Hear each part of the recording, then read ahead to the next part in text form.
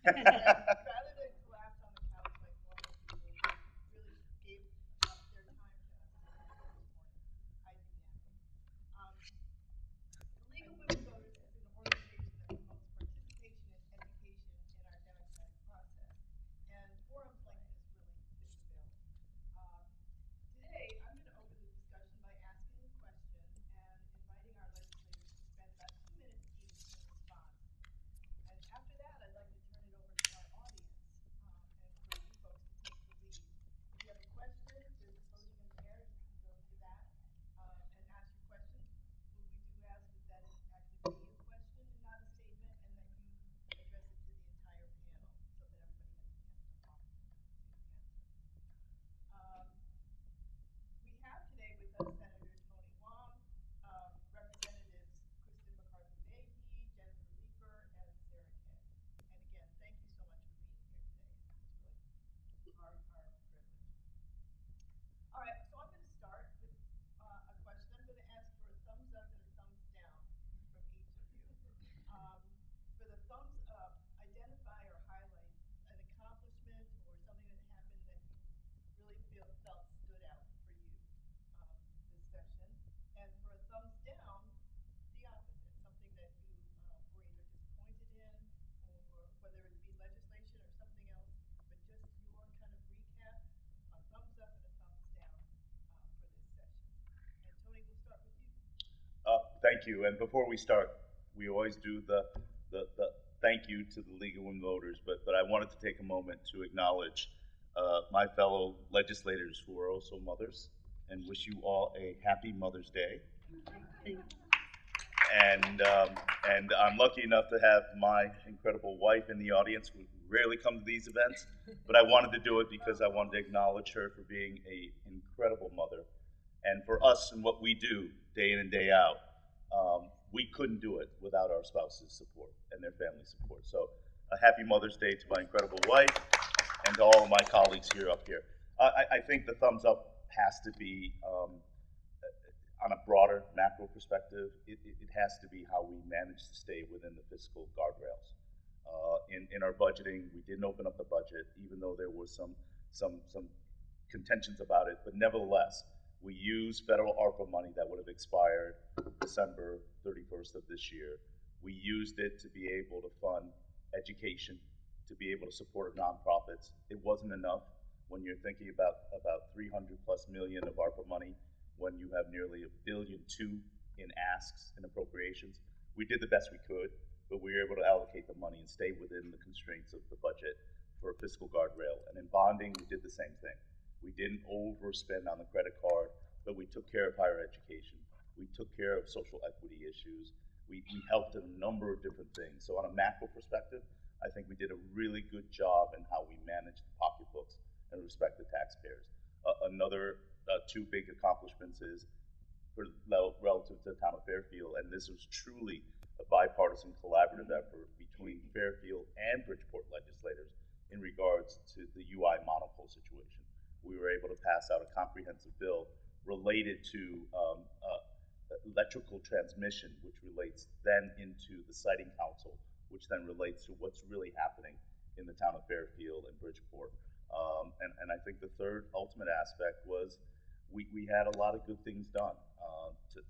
To thumbs down, I think our environmental bills, from climate resiliency, coastal resiliency to the broad scope of addressing climate, and it was broad. They call it the green monster, but it was a bill that had been kind of adapted and unfortunately never got called. And I think the other important factor of the thumbs up is, as the ranking member in transportation, we did some comprehensive extension to what we did on Vision Zero, which is a comprehensive safety relative to roadways, pedestrian, biking, and what just happened on Thursday morning at 1:45 as we were all driving back from Hartford of a wrong way accident and fatality. And it's a preventable tragedy. And what we need to do is work further to raise awareness on impairment and distracted driving, but also I know in our bill passage we passed to include over 230 entrance ramps to be able to put in highly sophisticated warning signals, not only larger signs, but electronic sensors and warning systems. And we're exploring rumble strips, so if you're going the wrong way. But ultimately, it really is a preventable tragedy, and it's a horrible tragedy. So I've taken up the time on that. There's so many more, but thank you. It's more than 2 minutes. I apologize. Thank you. You're staying within 2 minutes? I'm gonna set the timer. Okay. Sorry. Thumbs up. As public health co-chair, that really does dominate. When you serve as chair, that dominates the session, and I was thrilled and relieved at 10 of 12 we were able to pass a bill that made telehealth and authorized it permanently for the state, which no one read about in the paper, was the #1 priority for me. We have all come to rely on telehealth for access to healthcare.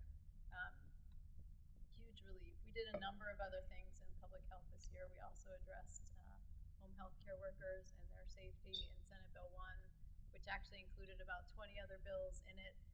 Personally, as the daughter of an Agent Orange Vietnam vet, we created a Parkinson's registry in that bill, which is, again, one of the small things, but we also had an initiative about the Healthy Brain Initiative for Alzheimer's patients, and Joyce is talking to me. I hear you, Joyce. I don't know. Somebody's phone is on over there. In terms of transportation, one of the specific things that I know was in our large bill was creating a local traffic authority and an ability for us as a community to designate local traffic authorities that are not just the police department, but would instead allow a number of community voices, including planners, police, etc. That's really important. And election day reform, or excuse me, election reforms. We in the GAE committee did a number of things. I have about 20 seconds left, so we can talk more. I agree with Tony in terms of the climate bills. Extremely disappointing, a huge disappointment. Also disappointing that we weren't able to do more with housing. And the zoning bills are always very controversial. I chaired the Planning and Development Committee for 4 years. We have a crisis on our hands. We have more and more people being unable to afford living here, being homeless. In recent weeks, we saw in the New York Times a report that let us know that the Bridgeport, Norwalk, Stamford metropolitan statistical area is in the top 10 in the nation for lack of affordability for both renting and buying. So I'm 30 seconds over. I'll stop. Thank you. It doesn't have to be precisely. I went over it. I know. But you know what? There's lots more time to talk. I figured that's in your range. Thanks, Bryce. Thanks everyone who took time out of their Sunday to be here, and those who literally ran over from the Mombies 5K.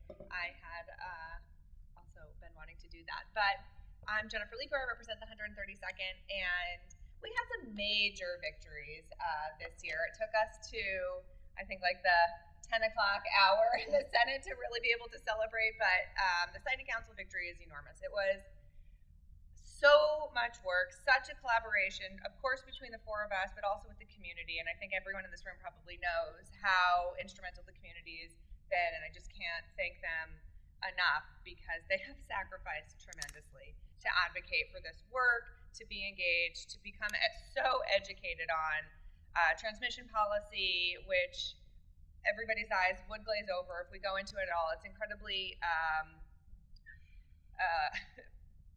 complex and boring, but they've done it and they've educated all of us along the way. So we've passed some really meaningful reforms. I've seen some comparison to what was vetoed last year versus what we've done this year. Just to put it in context, the Siting Council was not even on our radar last year. This application really came before us, and it was filed in March, but the community really became aware of it in August. And what we've done this year is pretty massive reform. And to do that in a short session is incredible.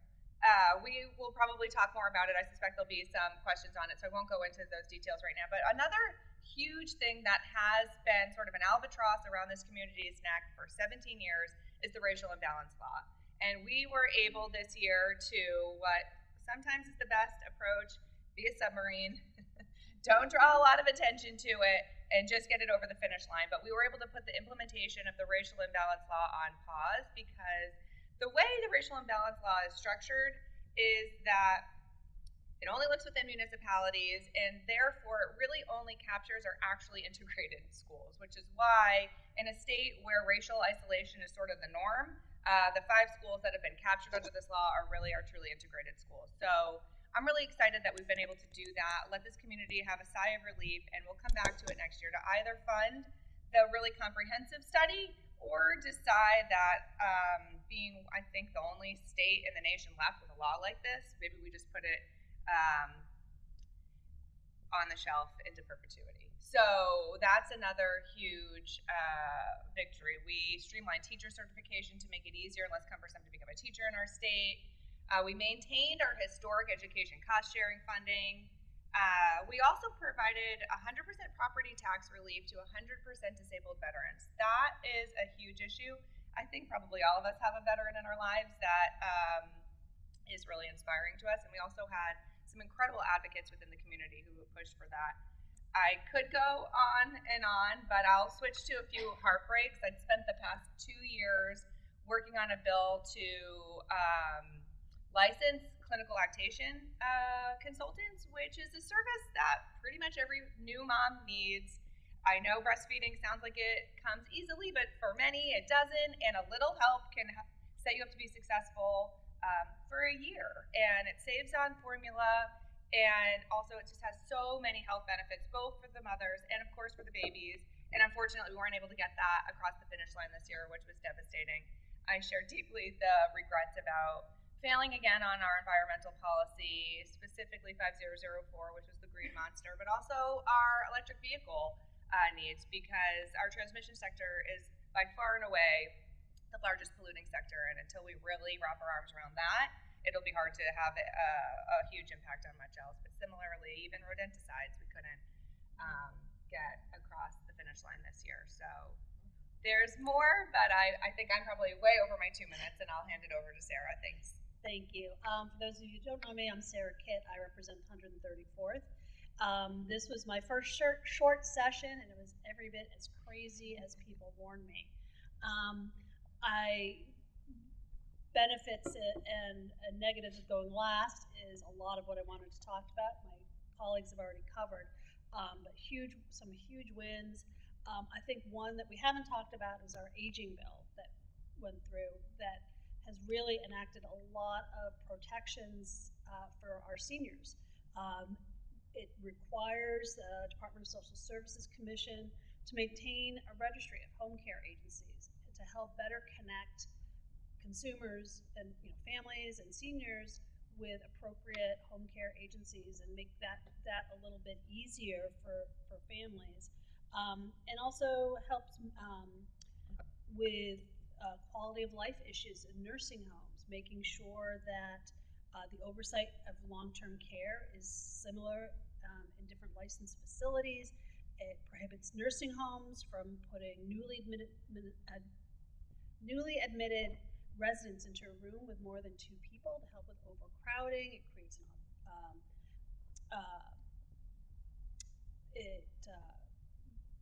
requires that residential care communities provide more information about costs and about reimbursements and how they can adjust fees if need be, and it's just a lot of protections for our seniors. Personally, for me, a big win was the passage of our hate speech bill, which will create a task force that will look at how hate speech is impacting our children across the state. We do a pretty good job here in Fairfield, but not everybody feels safe. And we hear almost every day of incidents of hate speech or bullying in surrounding communities. And this task force will look at race, religion, sexual orientation, gender identity, and how these children feel supported or not supported in their communities, and what we as the adults can do to make our schools and our communities more welcoming and safer for these children. I mean, I've talked to children across the state who don't feel safe going into the bathrooms in their schools or walking through certain neighborhoods because of hate speech. So this is something I worked on and was very, very happy to see it pass unanimously out of the House and the Senate as well. So I was very, very proud of that. Switching to my thumbs down, again, I echo the sorrow over our environment bill. We've ignored our environment for too long, and we're reaching that tipping point. So I really hope we can get these provisions across the finish line next session. And housing, we need to do much, much more. We need to find a way to balance our need for more housing, especially here in Fairfield, with our desire to preserve the natural beauty. But we can't have it both ways and still expect to grow as a town and also protecting our environment. And then my last thumbs down, it was a result of us not opening up the budget, which is that we weren't able to raise Medicaid reimbursement rates for providers. This is critical if we're going to be able to not only maintain our providers here in the state, but attract new providers to provide the care that our seniors need, our children need, our individuals with special needs rely on. And we haven't raised our Medicaid rates here in Connecticut since the 90s, I believe. So we are well overdue. So I'm hoping next session, when we do have a new budget, that we can really ease that crunch for providers by raising those Medicaid rates. Thank you. Does anybody have a question they'd like to ask? I've got some, but you get tired of listening. We've talked about the budget a little bit, so let's keep going on that. The budget process is not easy when money is tight, but we've witnessed it can be just as difficult, if not more, when there's enough or extra money as well. What are your thoughts on this session's budget, including but not limited to the guardrails, and whether or not they are good, bad, or should be flexible? Oh, do I get to start? We'll do the rotation. Sure. Well, you'll see again and again my public health lens coming out in my gut reaction. And this is by far not the biggest issue that we face, but just like with the opioid settlement, we have a tobacco trust fund from the tobacco settlement. We've gotten millions and millions of dollars over the years. I don't have the numbers at the tip of my fingers or head. We have continued to take that money and use it in the general fund for lots of important expenses, but not for tobacco prevention. And again, this year, the money was swept and taken away. So even in this year, there was still the push-pull of, $12 million, which is not a ton in the scheme of a, $20 billion, I actually, approximately, budget. So yes, we still have challenges about how we prioritize our spending and why. And I think specifically, Bryce, to answer your question about the fiscal guardrails, we know that we are going to, whoever the we is in the next General Assembly, bump up against those spending caps. And we are, I think, going to have some difficult and different kinds of conversations, because thank you, Representative Kitt, for talking about those Medicaid rates, which is something that I know Rep. Lieber has also worked quite a bit on, both of you as Human Services Committee members. And why does that matter? I mean, maybe no one in this room needs to partake in those benefits, but many of our neighbors here in Fairfield, certainly in Bridgeport, 25% of the 133rd district is Bridgeport, in Trumbull, in every community take advantage. And our hospitals, their health, our specialties, our children's mental health, our adult mental health, all of these things rely on those rates. So the guardrails and the volatility caps have actually really helped us in many ways. When I started in the General Assembly, all I talked about to so many people was pensions. Pensions, pensions, pensions. We've done a tremendous job paying down those liabilities. We still have a very long way to go. And we also don't tend to talk a ton about OPEB. Who knows what OPEB is out there? Yeah, okay, not the ringers in the back, but yes, those other post-retirement employee benefits, the health care costs, that's a good thing. But in the meantime, we have more and more people out on the streets. So, you know what? We were too far far out of balance the other way. So sometimes the pendulum swings, and I think next session we're going to have to engage, and I think we will need to have some flexibility in the end. How much? That'll be a negotiation, but I think we will have to. I suspect you're going to hear a similar refrain. I don't want to speak for my other colleagues, but it's always about balance, and we've made huge strides. Strides I think we all feel really proud about paying down our pension liabilities. And again, we have a long way to go, so we don't want to totally abandon the path we're on because it's been successful. I think the recognition in where the spending cap is and the volatility cap, they're somewhat random. Like they were chosen in the 2017 budget year, and it wasn't like an exact science of where they picked those cap levels. So perhaps allowing a little more of the volatility cap to be spent or raising the spending cap a little are discussions that are important. To put a finer point on what Kristen was saying, 30% of our state is on Medicaid. Medicaid, if you look at the income eligibility for Medicaid, it is extremely low. You have to be living in extremely low-income situations to be qualifying for Medicaid. So the fact that 30% of our state qualifies, it's truthfully a living condition that most of us here in Fairfield can't even imagine. And because of the way that our communities are carved up into 169 tiny little fiefdoms, you don't really have to if you don't want to see the poverty that so many in our state are living in. And lifting up everyone is beneficial to all of us. I talk about that often in an education lens, caring a lot about our children in Bridgeport graduating from high school, being prepared to be successful and live meaningful and vibrant and productive lives benefits us all when you're prepared to go out into the world and be productive.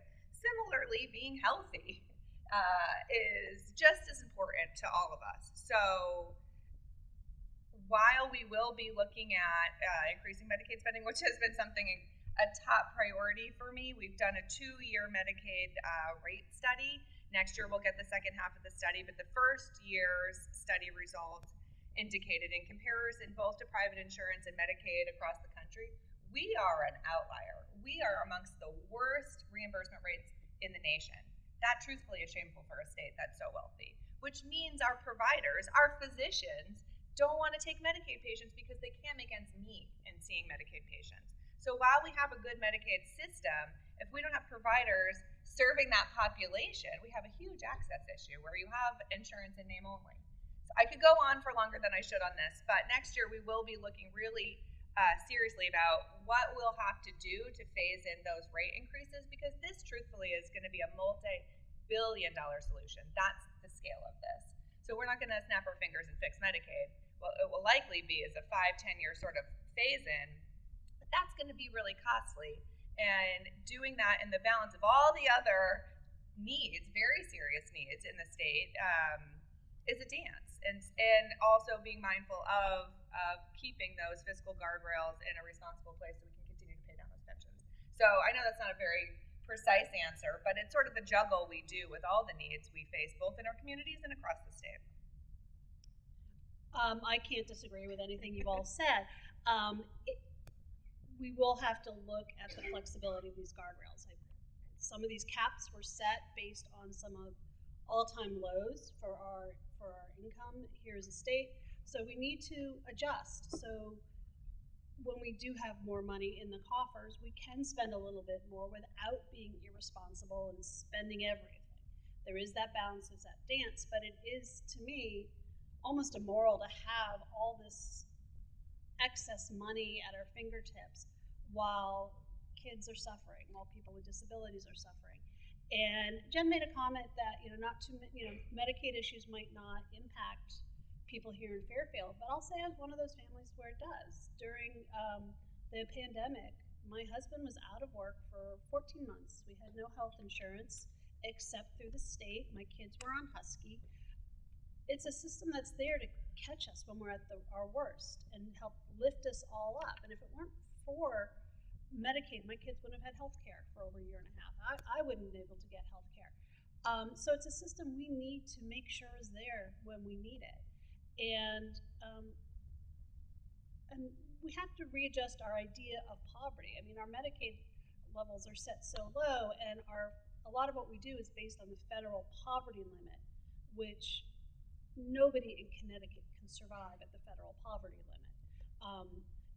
A more accurate look at what poverty really means here in Connecticut is looking at United Way's ALICE families, and these are asset limited, income constrained, employed families, are working poor, and almost 30% of my district qualifies as ALICE families, and for Fairfield, for Connecticut, that income's roughly $106,000 for a family of four. That's what it takes just to get by, to pay for your rent, your food, your medical costs. I mean, it's a bare bones budget. And so we need these social services programs that the state pays for to be strong and to be there when people need it. And which is why I believe we do need to have some flexibility in those guardrails to make sure we can fund our nonprofit providers, we can keep Medicaid afloat, that we can provide housing support for families as they are working and trying to transition off of these social services programs. You know what? I agree that our Medicaid rates are far too low, and it has needed to change for many years. It's unique because our Medicaid allocation comes from the federal government, and then it depends on the state to administer it. So it is really a state mandate, but we get the money, and it's a unique system. Be clear, it's far too low, and then reimbursements needs to change. That being said, I think budgeting is about priorities. It really is about priorities, and as we talk about Medicare reimbursement being too low, our nonprofits reimbursements are way too low. We hadn't had a change in Medicaid and our nonprofit reimbursements in over 15 years until about a couple of years ago with a new budget. And we have to look at structure of government as well, because in our nonprofit systems that do such great work, like the Kennedy Collective, Ability Beyond, few people know that we have a dual delivery system in the state of Connecticut, that the Department of DDS does some of the same work as the Kennedy Collective, but the reimbursement and the salaries and the benefits are day and night.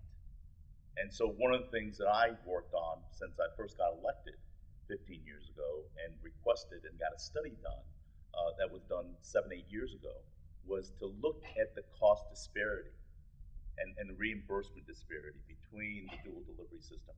And what it came out was our nonprofits deliver the same kind of caliber of services at the same kind of quality assurance at literally 50 cents on the tax dollar.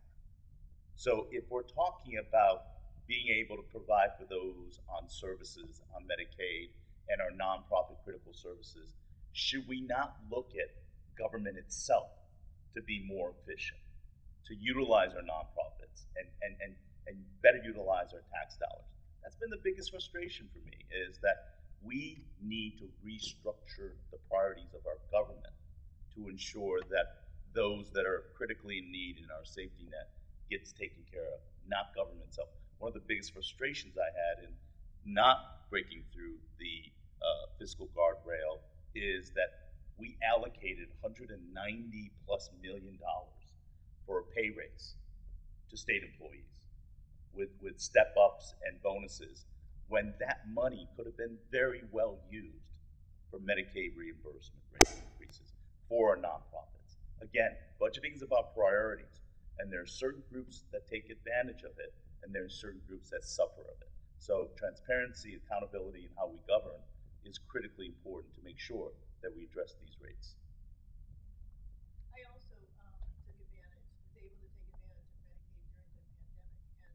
and it is something that's close to home because it made a world of difference, and even peace of mind alone. So just want to make that comment. Do we have any questions from you folks? You're awfully quiet. Could I also add that Medicare rates are oh so too low, puts tremendous pressure in regards to a cottage industry that sells supplemental programs. Our Medicare programs are far too low, and one of the struggles that we have as the ranking on insurance is, we're trying to address healthcare costs, which are unsustainable and unaffordable at the rate of increases. But you can't tie it. One of the governor's solution is to tie it to Medicaid and Medicare rates. Well, those rates are too low to tie it to how we reimburse doctors. We have to have a real market measure on how we reimburse and provide the critical services that's needed. Switching gears a little bit, as concerns increase regarding the ill effects of social media on our young population, do you support restricting usage by age or other criteria? Oh, I'm first. Yeah. Yes. Want to take a moment? I feel like this is an issue where I joke, I'm like a 1980s mom. I think that the social media is the worst thing that ever happened to any of us. It's horrible. And to put that pressure on our kids is awful. I often use the anecdote. So when I went to college, 2 of my roommates had gone to boarding school, and they would talk about what it was like to never leave that like social environment where you had like the peer pressure and the expectations and all of these things that you feel so deeply as a teenager. Versus like I went home, and home was a safe space, and I could, you know, whatever, you're in pajamas and you're at home and you're whatever, you're in a safe little bubble, and they never had that. And I feel like social media has taken that safe space away from our kids. That is so important to be able to develop and make mistakes and do all of that in like a safety net of your home. I mean, under, right, like the best conditions, which beyond that component, I think it's just so distracting. I think even as adults, we talk about that. We feel that distraction and what it's done to our brains, and our brains aren't still developing in the way of a young person's brain. So I'm an old school mom. My poor kids. I'm the meanest mom ever, and we don't even have iPads. They don't play video games. I no judgment. I think we're all navigating this also, especially I will speak for our generations. We didn't grow up with this, so we're navigating it the first time as parents, which is hard. And it's hard also feeling like your kid's the only one who's left out, which is, I think, another thing. I'll give a huge plug to the Wait Till 8 program that has come up in Fairfield. That is an effort to help parents find a community, people who feel similarly. And it's, again, not judgmental for people who are making a different choice for their kids, because we're all doing our best. But it's nice when your kid comes home and says, I'm the only one who doesn't have a cell phone, because I know actually I'm a part of this group and I know these other kids don't have a cell phone. And I can see my intern laughing because I'm old school and I'm like constantly, even with them, commenting on the phones, because I think it's robbing our young people of some innocence and space and grace that's so important while you're developing. And I could go on, but I'll stop. Even when I was on the board of ed, my first year, I was like, why don't we just ban cell phones? And I very quickly was told, like, that will never fly. But I would have been interested in having that conversation, and I still feel interested in it. Let me just go a step further. What sort of restrictions would you recommend, and what age it's about? And you don't have to, I'm not asking you to write the law. Yeah, I was going to say, I don't have a fully fleshed out policy, but you did see that there's a middle school in Connecticut that was successful. And what happened is that they got a lot of pushback at first, and then as they went through it, I think people could see the benefits. I worked at an elementary school in New York City that was co-located with 3 high schools. The education's very different in the city. And what they had was like an old ice cream truck that now was a cell phone storage truck. And every kid, before you go into high school, every single day had to pay their like $2 to the person who would hold their cell phones outside the building. And at the end of the day, they all went back and got their phones back. I always thought that was sort of ingenious and creative, because we can't limit what happens with kids in technology outside of school, of course, but we can put some parameters for those hours while they are there. And I don't think that would be in vain. I think it would be impactful. I agree. I have 2 teenagers. They're 18 and 19, so they're a little bit older, but social media has really been the bane of our existence. They got their cell phones when they went to middle school. I did not allow them to have social media accounts until they were 16 and 17. It's hard because kids know the workarounds. I think any parent knows, you can say whatever you want, about what can and can't get on their phone, but you know, they are very well. One of mine is very smart. Yeah. The other one not so much. Technology-wise, they are both brilliant kids, but technology-wise. And again, it's not a one-size-fits-all. My youngest one really doesn't have an issue with social media. They use it to post their art, and that's about it. The other one, I'll say, you know, it borderlines on addiction. And I think we, as the adults, need to look a lot more at some of these apps and some of the things they are doing that foster addiction.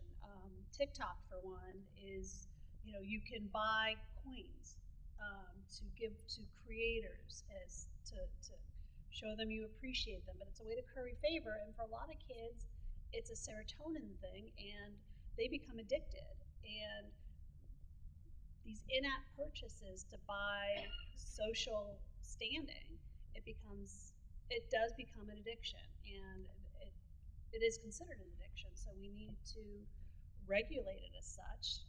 You know, I'm talking to the Attorney General about what we can do and looking into this so we can protect our kids. And so they're not being manipulated. They're not being taken advantage of for their money. And their brains aren't being conditioned towards addiction.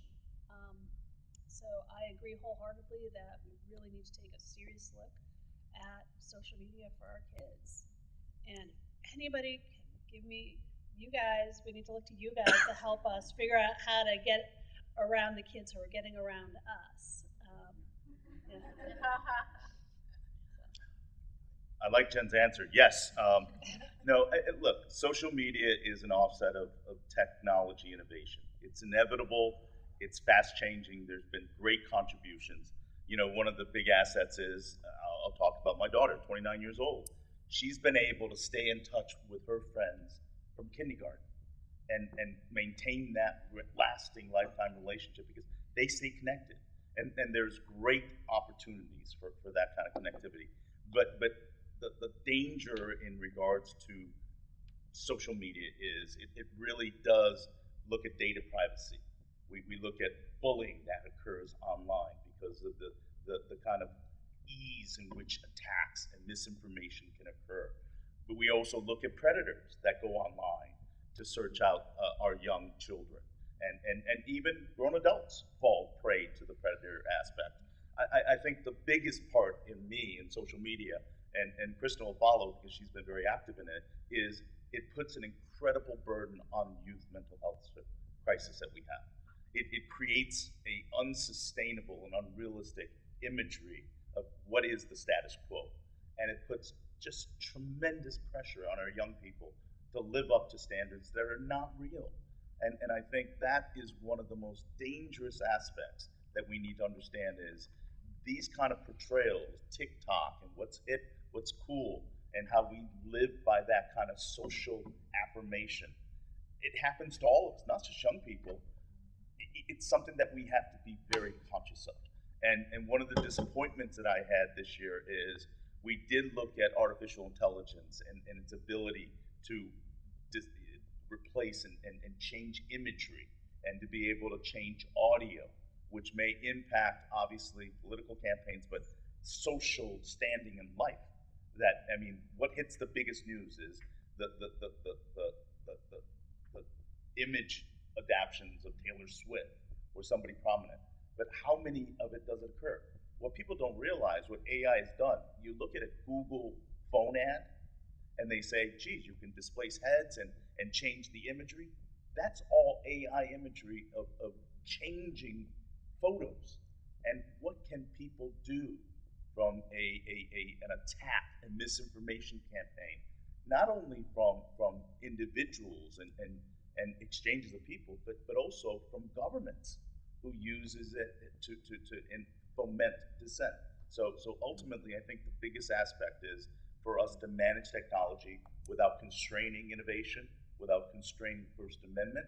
It's a very difficult thing. But going back, and I'll reassure Representative Leeper, there is a movement to be able to have a magnetic pouch.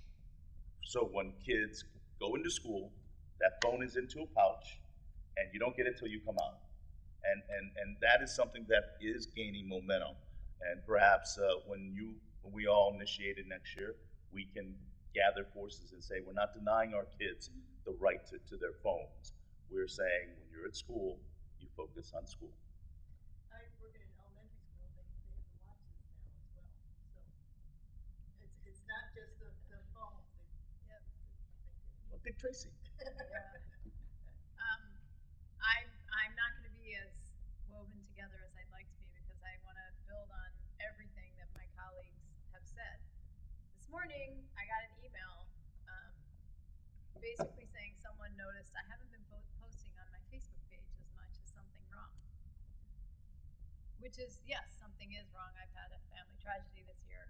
But it's not just kids, right? It's all of us. I mean, we feel it very much as political leaders, right? My screen time, I'd be embarrassed to share that. Our kids see that. So modeling, just like we know with anything in parenting.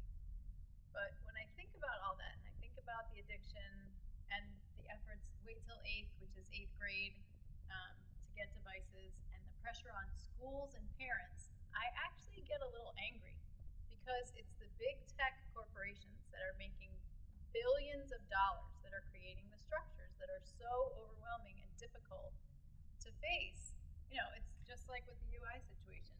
Rep Leeper, who, you know, first kind of outed all this and worked together with the neighbors and then brought everyone along to do this. It's like a David and Goliath situation.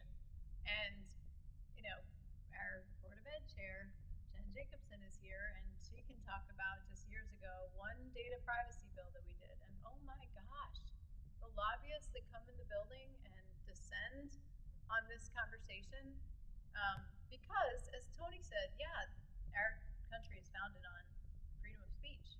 We want that. That's absolutely critical. We have to maintain that. But freedom of speech doesn't mean that people get to do and say whatever they want, whenever they want to. It means that we have to figure out the right balance. We also want to make sure that we're allowing for innovation. And, you know, healthcare, again, you're hearing from me, the healthcare piece, AI. We had a forum, Senator Amor and I, my co-chair, with Senator Blumenthal on healthcare, AI and healthcare. And it's absolutely maybe surprising to some people that there are AI tools that don't discriminate in the same way that doctors do, for example. I mean, so there are things we need and want to be able to help in areas such as healthcare and so many more. But to Senator Hwang's point, the impact on youth mental health is tremendous. It is, there's absolutely no question. And we can't just expect parents and schools to deal with this. We have to look at the structures. And I appreciate very much, you know, Rep. Kidd as Children's Committee Vice Chair talking with the AG's office. Our AG has been a leader in so many of these things. And we're going to have to figure this out. It's an interesting issue too, because this one is one that doesn't tend to be partisan. It's a checkerboard kind of issue. What I mean by that is when votes like that go up on the board, it tends to be not all red on one side and green on the other. You see the checkerboard because we're all grappling with how do we deal with this and how do we face this? So, you know, the simple answer is, yeah, my kids didn't have cell phones until 8th grade, but we still ended up having some pretty massive issues, right? And so I think that's a great start. My children would probably revolt if they heard what I said. So I do think it's absolutely true. Young people themselves, and especially young people who are digital natives, those people who are in their 20s, you know, especially, who I think can really, really speak to this and help us to craft the solutions. They understand it differently than we ever will be able to, you know? So we need you. You're here, and we're really grateful you're here, by the way. Well, I'm glad that you mentioned the addictive part of it, because it's not necessarily just content, right? Excuse me, my granddaughter's 24. She never is without her phone. And I don't mean it's in her pocket. I mean, she's on it. She relies on it. It's always on and around. So I think some of this is already done. So it is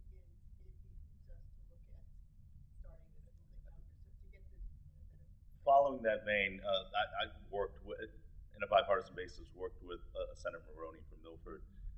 We actually co-introduced a bill as an amendment to really look at algorithms, because I think that's ultimately the addictive aspects of it. Because when algorithms, through compilation of hundreds of thousands of data points, get exactly what you like to see, you will notice on TikTok, on Instagram, you get mesmerized, because when one video's done, the next one that comes, because the algorithm has been able to identify what you want. You see the algorithms when you shop. You look at a pair of shoes. The next 5 days, the algorithm shows you the retail aspect of the shoes. We marvel at it. And there's a joke. There's a joke among our colleagues, and even among my family. The phone is listening to you. 100%. Right? Yes. And so you think about that. So it comes down to the algorithms create that understanding. So what we try to do was really try to control the data privacy. And we gave people options, particularly for youth, is that parents that may be subject to seeing their kids bullied or want them removed from their data points and algorithm data, you can request the carriers, because one of the other biggest problems is you can't contact any of them. There is no live contact, right? But we created a statute last year that says if you want content removed, they have to remove it within 30 days based upon a formal request. Nobody knows about that still, right? It's getting some control back to consumers and advocates that really want to be able to say enough is enough. Stop invading our privacy and using the algorithm to target us. Sorry. Clearly, we could talk about this one for a while, Russ. It's too real, right? We're living through it. Yeah. And I want to compliment, Representative Leeper's answer is yes. Something needs to be done, but the devil's in the details how we allocate it. But we couldn't pass the AI bill. So that's a great example. Sorry, but you're hearing us all saying the same things, but we weren't able to pass the bill. So, whenever people say, "Oh, it's simple," No, it's not simple. Nothing is simple. It's not no one simple. thinks this. This was the first after 4 years getting the lollipop bill passed. Yeah, Congratulations you know what? to the Timothy, Dwight, and Mrs. Rob's students, but the AI bill we couldn't get it done. Oh yeah, I'd rather go back to the lollipop bill.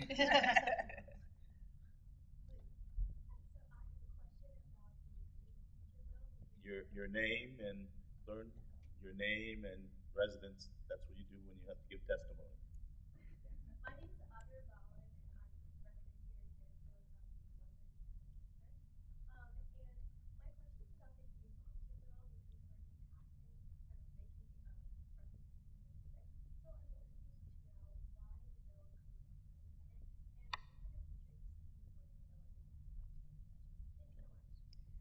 you so much. Okay, I guess I'm first We're going this the order. time. Adira, you're actually 134th. That's okay. I knock on your door all the time. So, Adira actually lives in my neighborhood. I'm very proud of Adira. Well, I think I'm going to leave the why I didn't get through the Senate to our dear senator here. But I really do think it's something we have to pursue next session. We are at that tipping point of if we don't act, we're going to cross that line where we're not going to be able to save our environment. And Connecticut's sliding backwards in some ways when it comes to our greenhouse gas emissions. Number one contributor is transportation. So we really have to look at facilitating the expansion of electric and other renewable fuel cell cars. We need to build that infrastructure here in Connecticut to make sure that we can have those cars and we can adapt to new technology as it becomes more affordable and more accessible. Tony, I'm going to leave you. Oh, no. House Bill 5004, the Green Monster, and I also mentioned in my opening the disappointment, Senate Bill 11, which was the governor's bill on coastal resiliency. So a little bit of background: when a House bill starts at the House, and if it's approved from the House, it needs to go to the Senate. And a Senate bill needs to be approved by the Senate and goes to the House, right? Because we're a bicameral body. And our committees are bicameral because you have both House and Senate members, so joint favorable approval. Both of those bills got joint favorable with a lot of question marks and a lot of no votes, even though it passed. So there was a lot of devil in the details. Now, with 5004, it is a green monster because there were, at last check, there were like 45 different sections with real comprehensive changes that I supported, okay? And it used a carrot incentive in saying, adopt these, move this forward, etc. But it came at a fiscal note. That's what a lot of people don't get. And it went to appropriations, and appropriations took out all of those fiscal notes. So the bill was really stripped down. So it went back to the House to tell you how much I knew about the details about this, but the House added the money back in. So it got passed out of the House. It was, again, dramatically amended and changed and softened up. And it had every opportunity to get to the Senate. So it sat on the Senate calendar for over a week. And everybody wanted to get it done. But the problem was you had a lot of dissension. And in a bipartisan objection of both senators in the Democrat cycle and the Republican cycle, didn't really want it to be called. Now, you had overwhelming support from the House, but the Senate has 36 members, and we debate and process bills to the dismay of House members, right? And that bill did not get a consensus. And now, just a little more background, this is really inside the Beltway. Senate Bill 11, which is the governor's bill, could not get called because there was no promise it would get called in the House. So between two big environmental bills, both of which I supported, they were playing a tug of war between each other. And they both became casualties in a setting where time ran out on a short session and they couldn't get either house to agree. So from the standpoint, yes, did the Senate stall out and not push for 5004? Yes. But it was almost a Democrat and Republican senator objection to it. Because we pushed out bills that the Senate majority uniformly wanted. They have the plurality, okay? But at the same time, Senate Bill 11, the governor's bill, never got called in the Senate because they knew it couldn't get passed in the House. And so that's the tug of war and challenge. But to me, regardless of whatever the inside baseball is, both bills would have been incredibly helpful. You know, when you talk about the concern about climate change impacting what both of those bills wanted to do, they were important and they were necessary. And I was happy as a Republican, even in leadership, to say, I support this bill. And I've been clear with the League of Conservation Voters and the leaders in that. I am supportive of both of those bills. But nevertheless, the way the Senate operates, you can have one or two individuals that choose to filibuster that could kill any bill. And that is unfortunately what happened to both of those Senate and House bills related to climate change initiatives, which I supported. And I just want to be clear, I wasn't blaming Senator Hwang. No. He supports them. But just that he's got the inside scoop. But make no mistake about it, it is an emotional kind of a time when there's minutes to spare with a constitutional amendment. And Jen, you were way too kind because we voted on 507 at 11:45. Okay? We were all sweating. Because one of my colleagues decided to filibuster a bill Yeah. with voting rights. Yeah. It was way too vivid. But no, it was 11:40. I will just kind of add a process piece, and I was trying to look up how many bills we started with in public health. I know, I keep talking about public health, but I always describe the process as a filter. I was looking this morning, you know, we started with dozens of bills in public health, and it winnows its way down, and in the end, we passed passed, I believe, out of both chambers, I believe Public Health passed 14 bills, which is a lot, It's a lot. actually. And we had tucked many of our other bills into some of those bills with bipartisan negotiation and consent. We're really lucky in public health. Well, we're not lucky. We work hard together on both sides of the aisle. But my point is, what happens when we get to that last week, and I appreciate Senator Hwang sharing that, is everything it's the pie with the time clock, and even a pebble can stop the wheels of the most powerful machinery at the end of session. And that's the frustrating thing. The other thing is, leadership, committee leadership matters. And the Environment Committee, it has kind of had a bumpy ride a little bit in terms of how the leadership has navigated the process as well.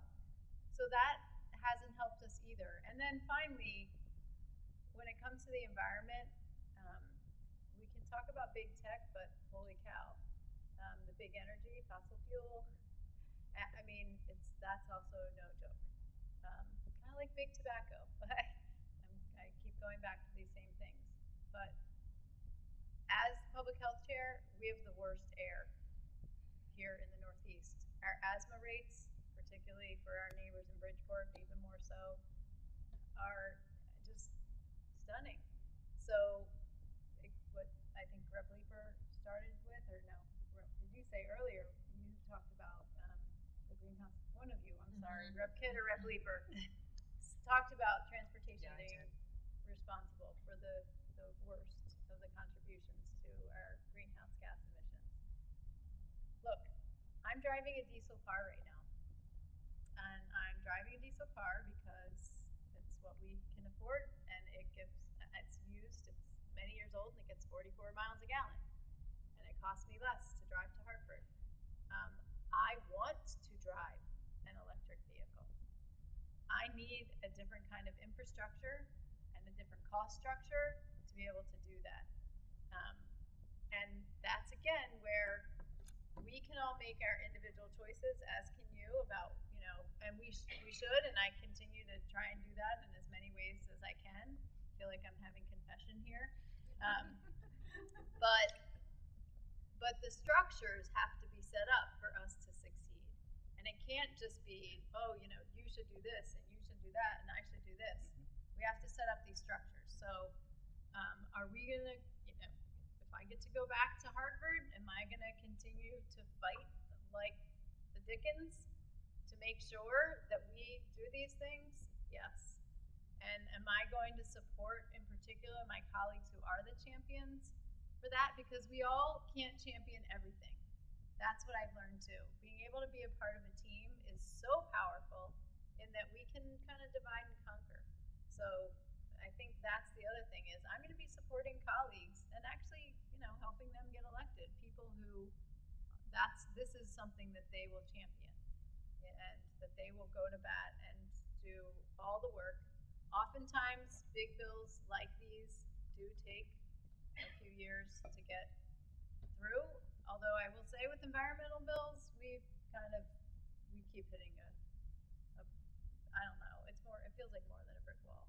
It's like reinforced concrete. No, I feel very encouraged that we made a lot of movements, and let's not make any mistake about it. Climate change is real, and it's impacting us, and we need to get ahead of it. And I do believe there's momentum. I mean, there is momentum, and maybe I sound defeated. It doesn't mean I am. I think this was a disappointment, but I have a weeble wobble on my desk now. I know that not everyone here knows what a weeble wobble is, but I see some smiles. Yes. Thank you very much. Generational thing, but that is exactly why I keep it on my desk, because in the legislature, you have to remember that, okay, it goes down, but then it can come back up. So we'll just come back and keep fighting. Weebles wobble, but they don't fall back. Yes. Thank you. I feel bad to go last on this. As the one member of the delegation who's on the Environment Committee, I pushed my way on this session because I felt so strongly about helping get these bills across the finish line. So you can imagine it's been quite a defeat. But also Kristen often talks about, and especially in the last week, but I think it applies generally, that it's often policy, politics, personality, and they can't be overstated, the personality component. And the Environment Committee was a real education for me this year. I remember talking to the House Chair after, and I was like, what is going on this committee? Because people have very strong opinions, and it's one of the few committees I've been on.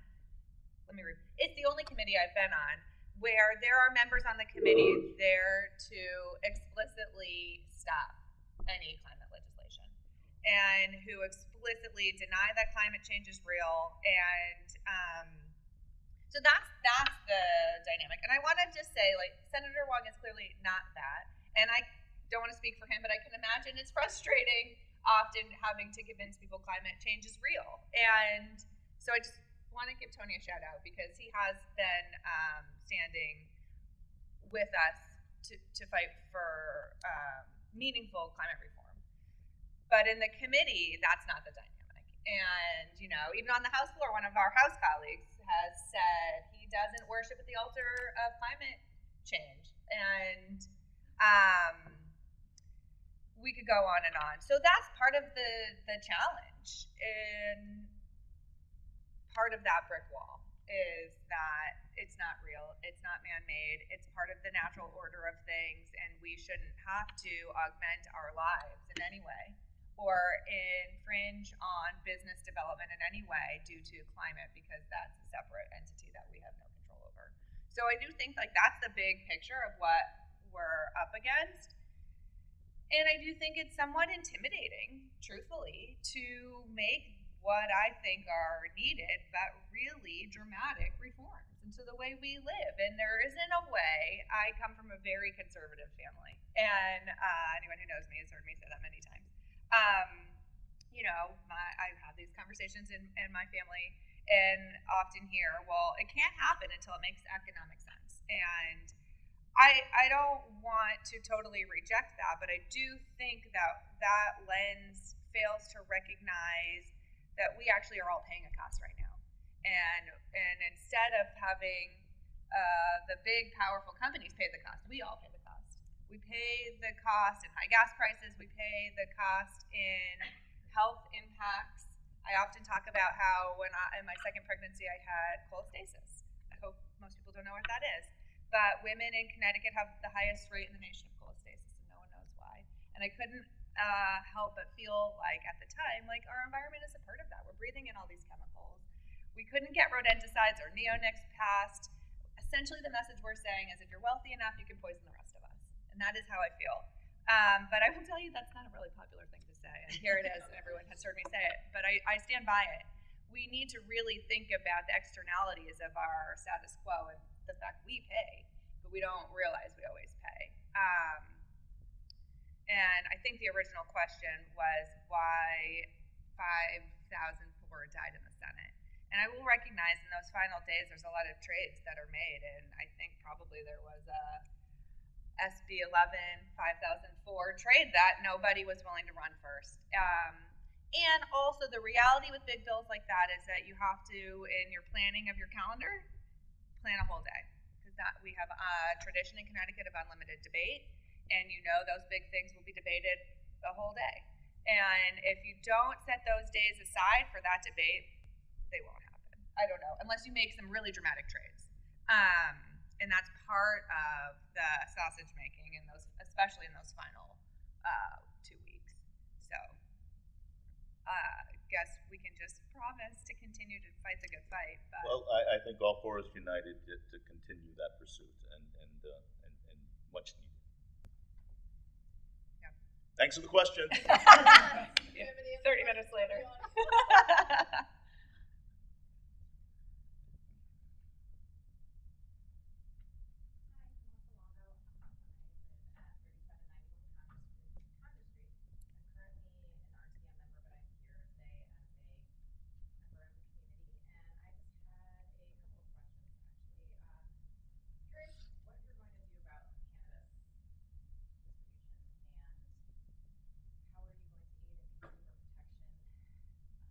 As well as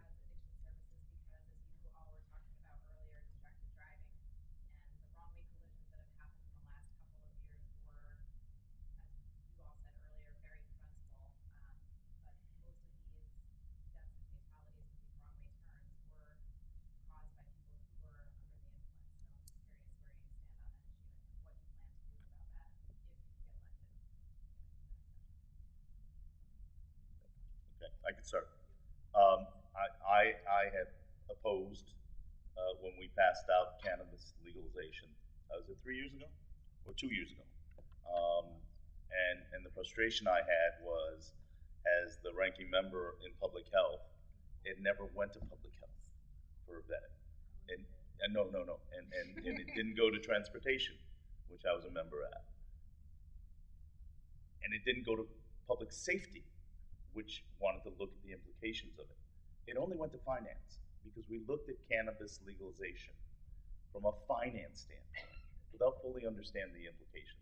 So I was vehemently a no, but it was overridden by a majority, and it was done during the COVID time period, in which we were all virtual. So I don't think it had the full vetting process that was necessary, but nevertheless, it is law. And what it did put in was allowing municipalities to opt in or opt out in regards to having shops. Fairfield, thankfully, has maintained and not allowing any cannabis shops to locate. But the frustration is we have not looked at the public health crisis that may ensue. I think one of the biggest challenges, as Representative McCarthy-Vahey has been a true advocate in regards to smoking, cigarettes, and vaping. And for me, I have applauded that because that is a public health scourge, particularly in attracting our young people into a life of that usage. My frustration is we've now legalized cannabis, not because we looked at the public health side of it, not because we looked at the education side of it, or public safety, or transportation implications of impairment. We looked at it because of money. And that to me was a tremendous injustice. Now the cat's out of the bag. So what we did in transportation is, as we looked at impairment in driving, as rises in the wrong way driving and also the dangerous driving patterns that have occurred, we're looking at how we can now create tests. We don't have tests for it because alcohol, you can do blood alcohol. And I supported lowering it to 0.05, which caused some dismay among many people. But I think we need to cut down on impairment while driving on the roads. And as I said earlier, the tragedy that occurred just Thursday morning, as we were all coming back after a long night of being on the road, I can't tell you how grateful I am for my wife to call me at 2 o'clock and say, drive safely and get home safe. That is ultimately for me the danger, not only from a public health, but also what we have seen, the dangers on the road. I don't think we should have legalized marijuana. I've always maintained that, and I've never voted for it to be legalized. So I did vote yes, and not for the money. Not at all. I co-founded Fairfield Cares Community Coalition to deal with youth substance misuse and mental health wellness. Cannabis is not legal for young people. One of the realities that we were facing as a state was we're going this way regionally. Alcohol remains by far for our young people and adults the most impactful and most deadly substance for all users. So I think it's really important that we continue to underscore that message, not because there aren't issues with cannabis, which I'm going to talk about in a minute, but because we cannot lose that focus and understand that that is a massive issue. It's an issue here in our community that we don't talk about a lot. We thankfully have a federal grant now that our schools are supporting. But in terms of the cannabis question, I mean, I'm just going to put out there the question that we've been hearing a lot about is the amendment that happened on the House floor.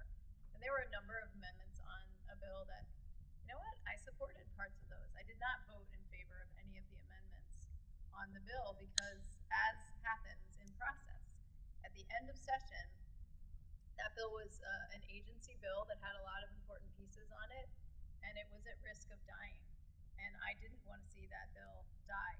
But we do have an issue when it comes in particular in terms of transportation, what we do related to cannabis. And we absolutely need to do more to help educate people. In the course of that vote, I was able to have a number of conversations with colleagues on either side of the aisle, frankly, who are on both sides of the aisle. There are people who don't understand that if you're smoking cannabis and you drive, that's impaired driving. There are people who simply do not believe that that is a fact.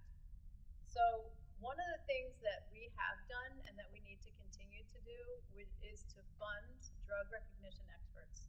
As Tony has said, there's no test for cannabis, and there are blood tests, but you can't do that out on the side of the road. You can't a breathalyzer.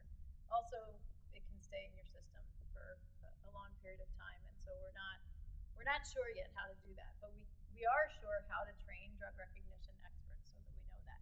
We need to invest more in funding to help get the word out. We know from our work with substance misuse prevention, social norms campaigns actually make a difference. Sounds silly, it's mostly marketing, advertising, but kind of impacting the norm, just like seatbelts weren't the thing, helmets when skiing weren't the thing, helmets when bike riding. These are all social norms. That's what will work in terms of what we need to do, especially with young people. I have heard so many young people say, I'm a better driver after I've had cannabis. And that is just factually an inaccurate statement. And it's dangerous. It's very dangerous. So the other thing that has happened, I don't know all the details, but I learned at the end of session, the federal government has changed their recognition of cannabis. And you know what that means? That means that's what I hope it means and what it should mean and likely will mean. We will be able to study and understand in a whole different way.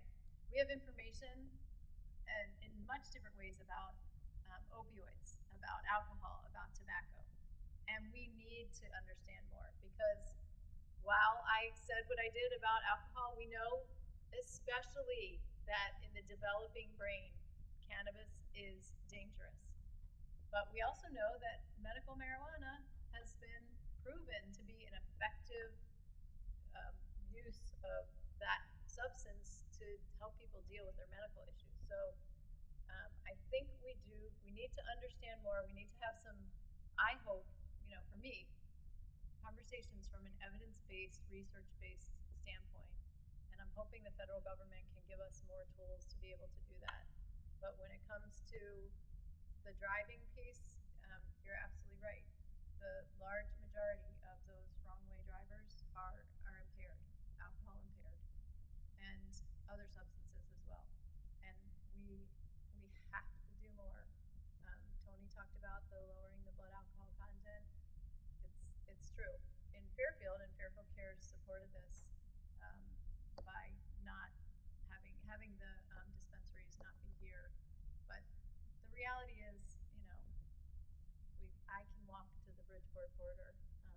This is something that's part of our lives. So we are going to need to empower people and to educate people so that they understand, especially our young people, the safety issues and concerns.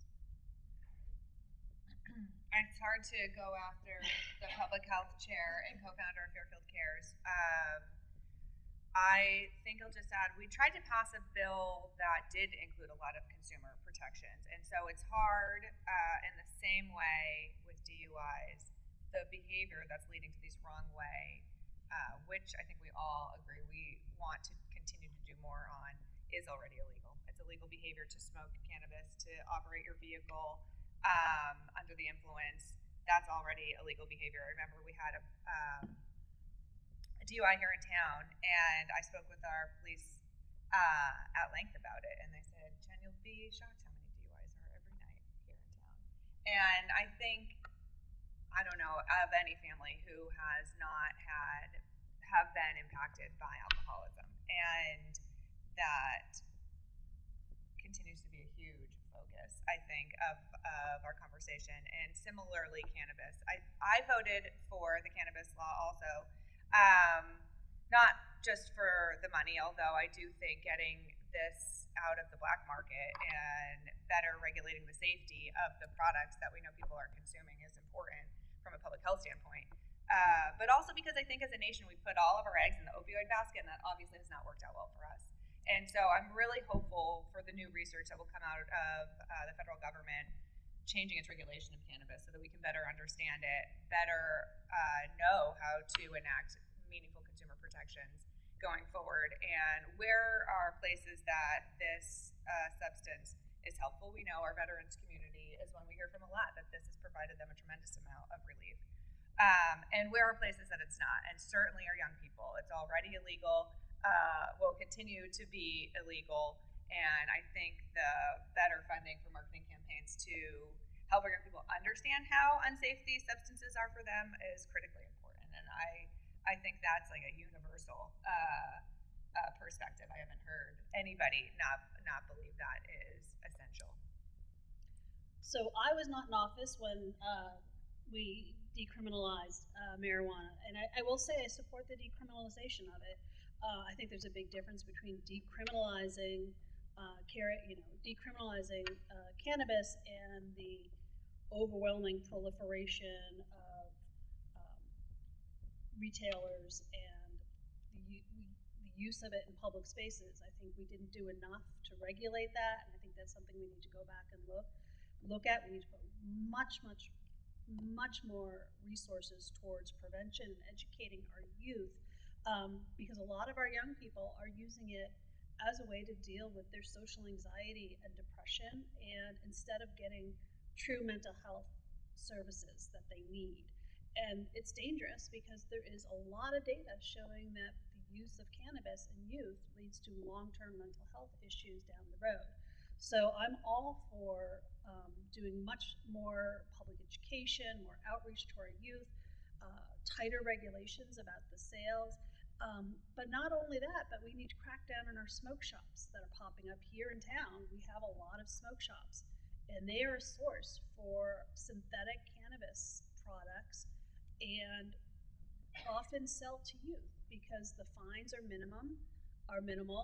It's easier for they make more money selling to youth illegally than they do paying the fine. So that is something I want to look at and work on and cracking down on these vape shops. And getting back to the amendment that was offered that I know has been a subject, about why we didn't vote for it, because as Kristen said, it would have killed an important bill that our agencies needed to operate. But I do support many of the things that were in that amendment. I'm willing next session to go back and talk about it and really vet them as well, because some of the things the amendment called for would have resulted in some significant civil rights violations, because it's legal to smoke a cigarette in a car with children. Do I think it's good? Absolutely not, but it's legal. So how is a police officer, if they see a car with smoke, are they going to pull over? How do they know it's cannabis and not tobacco? It could have resulted in people just eating gummy bears, being pulled over. Eating a gummy bear, I'm guilty of it. I've had bad gummy bears sometimes on those long drives. Perfectly legal, because they weren't edibles.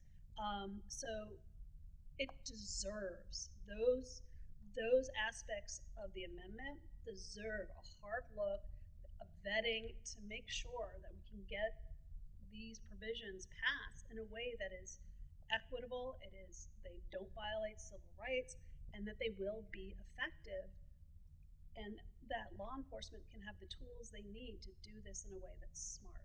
And I'm all for that, because we can't keep having these impaired drivers on the road. It's dangerous for all of us. So absolutely, I support more research and more programs for prevention and mitigation, having more drug treatment programs for our young people, more mental health providers for our young people, so they aren't resorting to cannabis instead of therapy or mental health treatment. I don't think it's really that partisan an issue. It's just a question of, do we do this in a way that's smart and thoughtful and will have long-term beneficial effects, or do we act in a way that's reactionary and will ultimately end up with any laws we pass being thrown out on constitutional grounds? May I add one other piece? And I just want to underscore, I was trying to pull up the Fairfield Care survey data, but on my phone I want to be really clear about Fairfield data in particular, and alcohol use blows away cannabis use like by many, many multiples. The issue that we're having with cannabis is that the trend line is going in the wrong direction. We've actually done a lot because we use these social norms campaigns, and I wish Jen Jacobson was here, she could speak to it. She actually does prevention training all over the state as a professional and has been involved in Fairfield Cares for many years. But we use to great effect some social norms campaign, and we have the data that shows that our alcohol use, it's still way too high. It's kind of like the pension thing. We've made great progress, but it's still not okay. But the issue that's happening with cannabis is the perception of harm, parent perception of harm, has gone down, and peer perception of harm has gone down.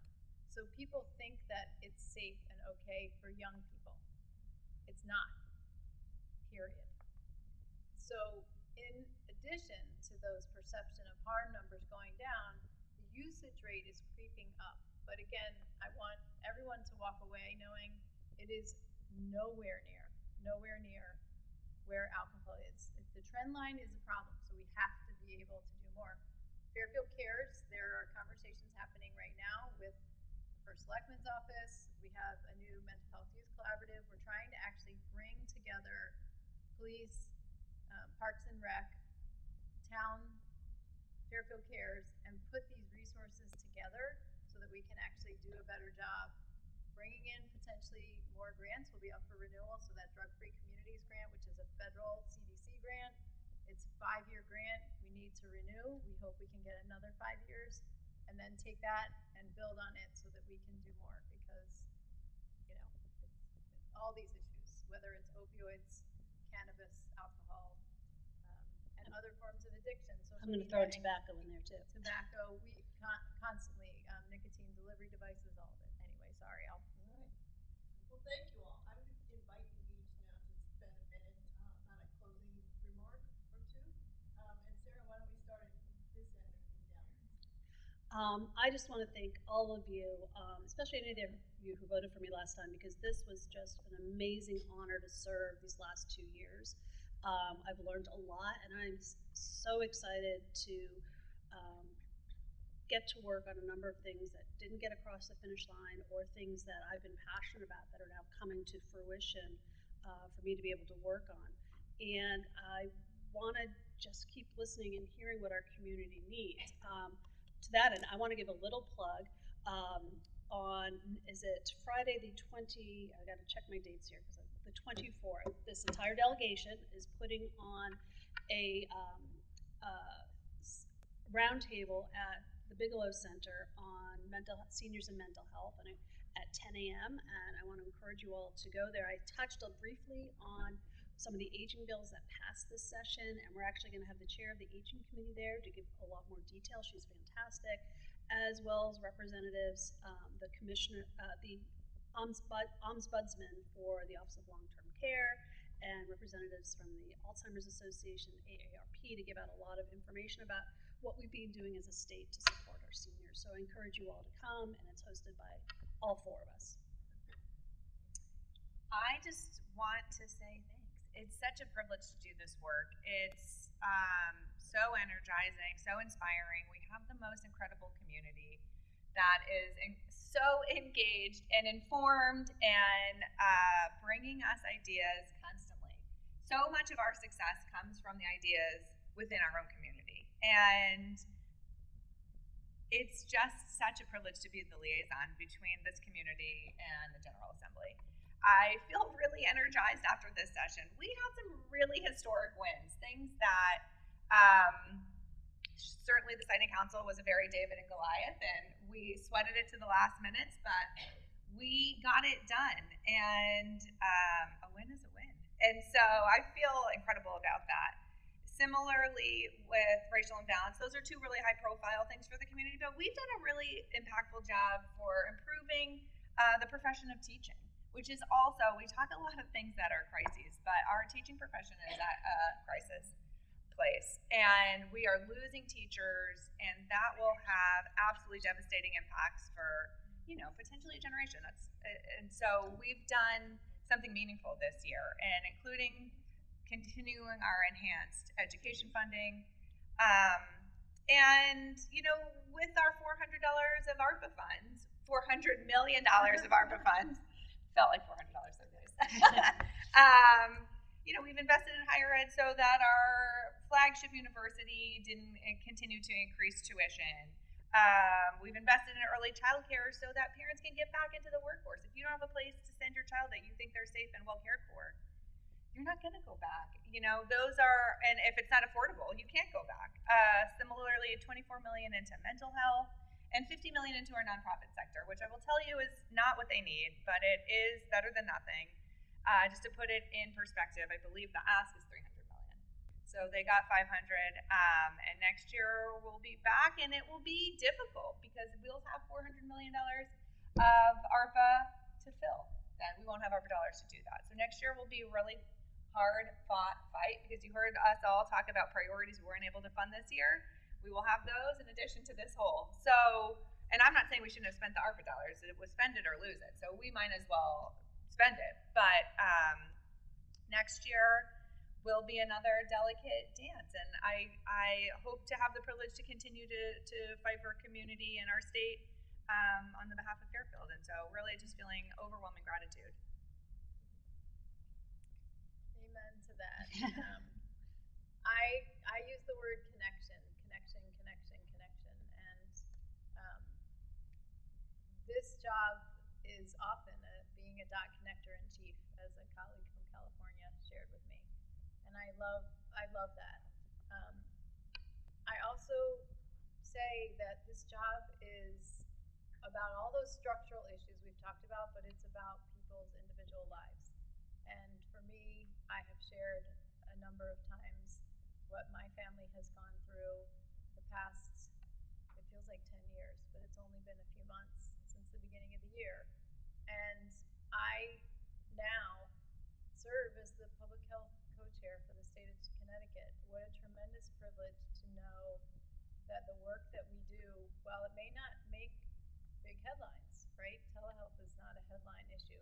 It absolutely impacts our lives. And while the Parkinson's registry that I talked about may not make a headline, Regina Stankaitis, who was one of the main advocates for the bill, she has talked about the fact that she knows that, there's no cure for her, but that maybe her work and the work she did to help us pass this bill will help someone else in the future. And to me, that's what it's all about. That's what this is for. There's no point otherwise. So that privilege is given to us by all of you, and it's our connection with you and with others in the community that make this work possible, and it's very profound. And I just, in my father's honor and memory, he, fought for our country and for the freedom to have the kind of debates I really wish we didn't have sometimes on the floor, but that we get to have.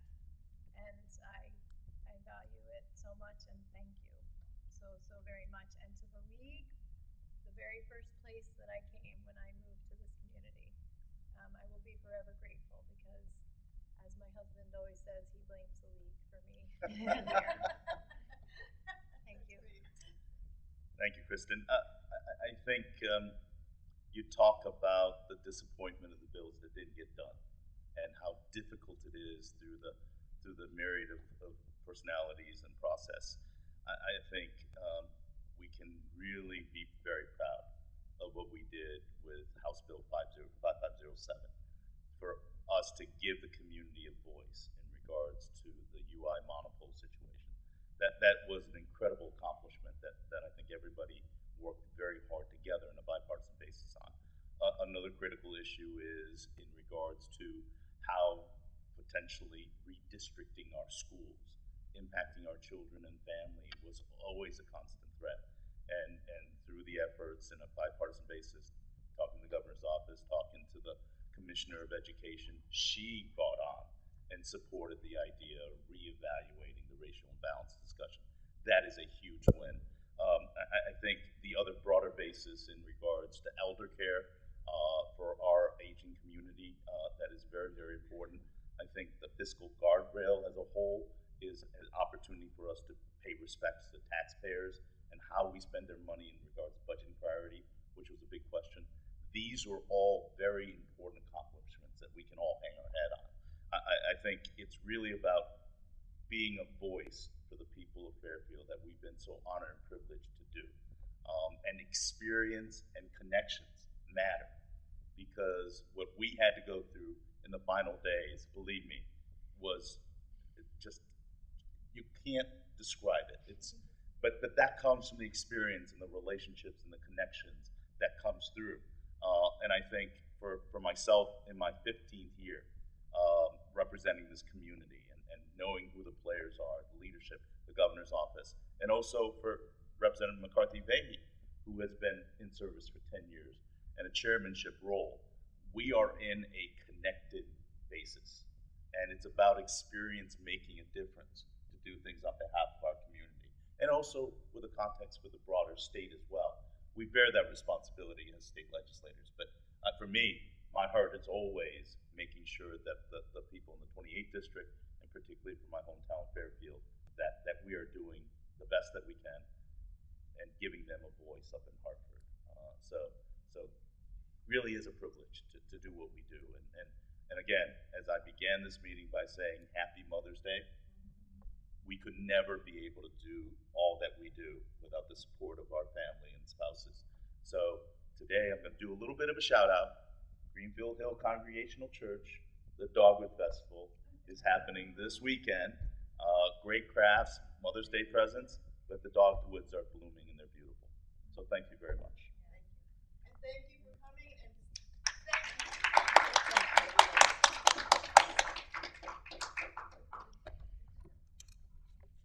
Denny's so cute. He like wants to go to the Dogwood Festival. He's like,